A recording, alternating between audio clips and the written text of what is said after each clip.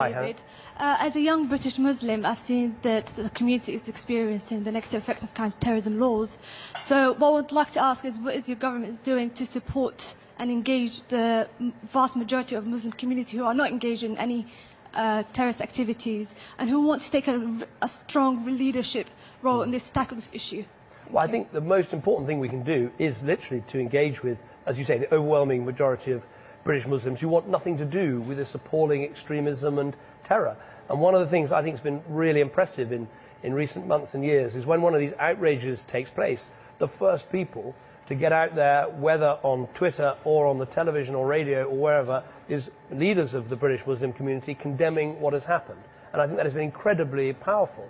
I saw President Obama the other day actually highlighted the Not In My Name hashtag campaign that was on Twitter from British Muslims and said that was an example to the whole world. But I think we need to do more to explain to everybody that this is, the people we're talking about is a minority of a minority. It's but they are spreading a poisonous narrative of extremism and terror that we've got to fight. But is your government doing anything to actually engage with the leaders, the community leaders, Yes. the mosque leaders, to actually take a heed, a responsibility, and also a leadership role? Because right now you've got the Prevent program that Ed Miliband mentioned earlier, is under the police control.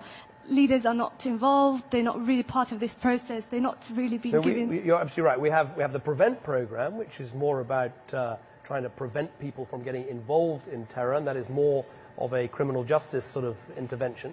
But then through the Department of Local Government, we have a big engagement program with British Muslim communities and British Muslim leaders to talk to them about these issues, about how we fight Islamophobia, for how we include people better in our country, how we make sure that when these appalling things happen, British Muslims are the first to come out and condemn them. So I think there is a good programme. What my government did was it split these two programmes apart on the advice of a very senior, actually Liberal Democrat legislator who said they got rather muddled and it was better to have a Prevent programme to steer people away from terror and then have an engagement programme through the Department of Local Government to try and bring communities closer together. OK, we're going to move on.